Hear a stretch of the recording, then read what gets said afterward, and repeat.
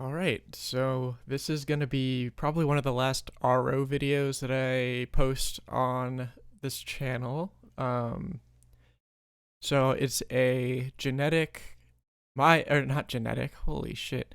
It's a Guillotine cross, and I wouldn't exactly say it's a guide, but it's my GX and my build that I wanted to showcase. Because I didn't really have any other goals in the game, so I thought I would make the dumbest thing I could think of. And an auto spelled GX definitely seemed to be that thing.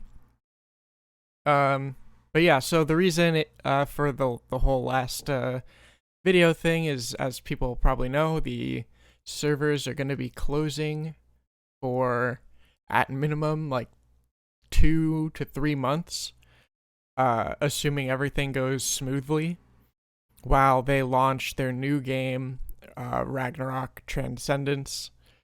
Uh, and the updates that were announced as a cause for that 2 to 3 month downtime were really underwhelming to me personally. I'm sure a lot of other people probably find them to be really fun or crazy or game saving or whatever you want to call it. But for me, it doesn't change the fact that there's nothing to do in the game. It just changes the way that there is nothing to do. So, you know, regardless of what systems you have in place, if there's no game to play, then the systems don't really mean that much. And, these quality of life things are really good. They just don't really change things for me. And already I was having trouble uh, really feeling like I should log into play. But enough about that.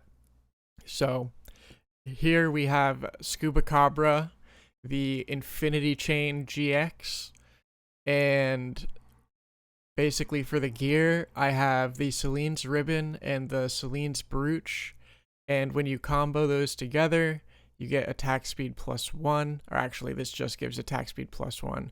And then you also get 50% damage to boss monsters. So for testing purposes, we're on the eggs here and their boss properties, so we get the damage benefit from that. For the mid gear, we have the Feathers of Protection. The mid gear is really important. It gives you 5% attack speed, and if I had higher VIT, it would give me even more. But I found other ways to get 193 attack speed without it, so no VIT necessary. And the reason the mid gear isn't all that can be the Feathers of Protection is because we are using the CD in mouth. It was discovered and revealed that the CD will activate Elemental Sword, and my thought was that the Elemental Swords might chain off of each other, but I think that still does not work. Like, if it did, then a Cold Bolt cast from CD would proc a Firebolt, Lightning Bolt, and Earth Spike from the Elemental Sword. And the Firebolt cast by the Elemental Sword would activate the Lightning Bolt and Earth Spike from the other Elemental Sword, and they would do that for each other. So every time a Cold Bolt casts, both swords would go and then Infinity Chain off each other, and for every one Cold Bolt, you would get like 9 Earth Spikes out of it, essentially. And I don't think that quite works. So I think that they don't chain. I think they chain off of the CD, but they don't chain off of each other. That's my guess. I'll post a battle report in the description so people can look for themselves and maybe figure out what's going on here, but that's my best guess. And Icefall Dress just to deal more damage. We have the Skin of Typhon, which increases our magic attack for... Oh, I killed it already. Oh, Jesus. Okay, that was 4 minutes and 50 seconds. Okay, let's... I was not expecting to kill it that quickly.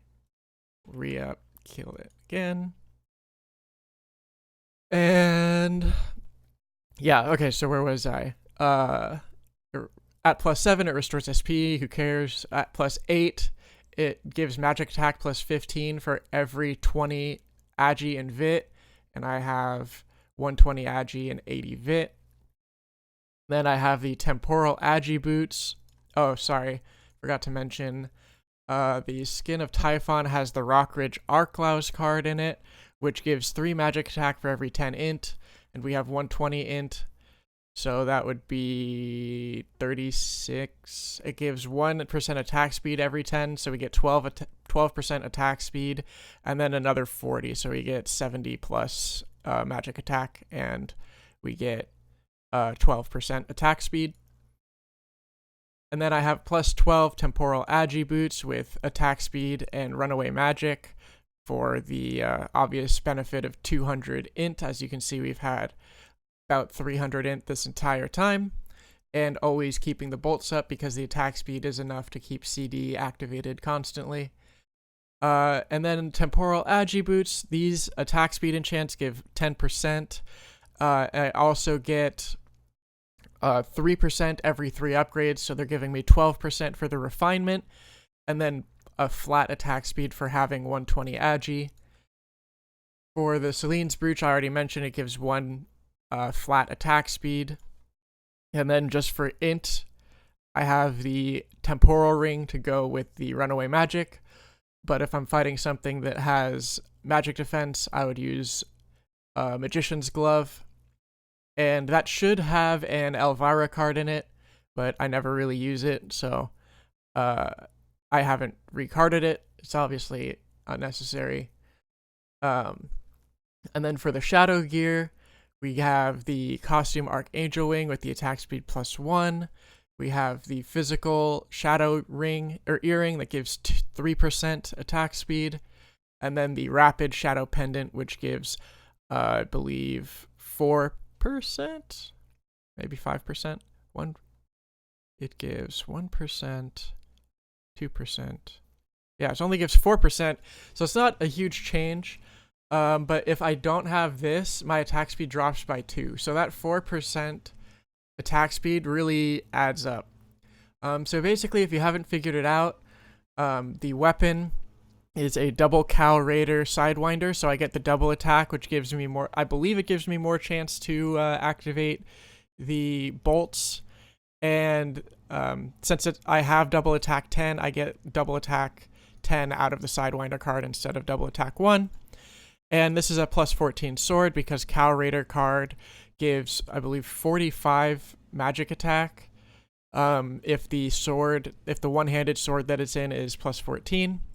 And it is only a level 3 weapon, so it's pretty easy to refine to +14 once you have it +10. And then for the offhand, I wanted to get a triple doppelganger, but people were being like super overpriced about their doppelganger cards. For some reason, they think that they're more valuable than they are, especially considering Dancing Marionette exists, and it gives 10% attack speed as well at the cost of 3% attack. And considering anybody would be using this for a magic attack build, losing the attack percent really makes no difference at all. And yeah, so I have 3 of those, and those were only 200 mil. So I was willing to go like a bill for a doppel card and just to have like this crazy ridiculous weapon. But why would I pay more than that when I could get the same effect for 200, 300 mil? Doesn't really make any sense at all. So that is the Autocast GX/Infinity Chain. I wish that the swords procced off of each other, but you can see the damage is... Oh, I killed it again. Nice. All right, well, now is a good time to go ahead and shield spell. I don't have any SP. Yikes. Do I have a Yig Berry or something? No, I don't. Hope it works. Dang it.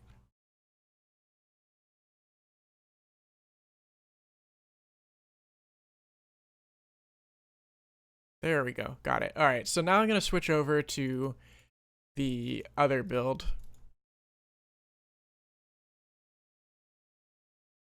Now, since I have 120 int, I'm using the Seraphim Coronet because it gives us more attack than the Imperial Feather does. And then I just switch to that. For the lower headgear, it could be pretty much anything. It doesn't really matter, but we'll use this just for completion's sake. And then I got the JDR. The Skin of Ladon does the same thing as the Skin of Typhon, except it gives attack instead of magic attack. And like I said, Seraphim Coronet, and then JDR is just an insane weapon, and when it combos with Immortal Dog Tag, you get 5% per refine of JDR, increased damage to all monsters, so we're getting 70% or 65% damage to all targets. So yeah, we have everything all set up, and I'll just go ahead and use some of these consumables. Don't quite have 193 attack speed, but I'm sure we could find a way to get it. And just do rolling cutter. Let's do it over here. Convert it. So it still functions as a regular GX. As you can see, it's doing like 300k per revolution, and then 50k per auto attack. It's not a crit build, but I also don't have the old bone circlet, which would give me like 50% crit, which would give me 100% crit with the Qatar. And I'd be doing... I don't have a Sidewinder card in here, but that's because I normally would use a Kaguro for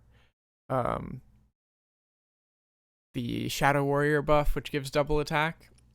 So I'd be doing like about 300k double attacks with crit, but I'm just auto attacking for no reason, because mostly I would just do oh, I'm not ADP'd anymore.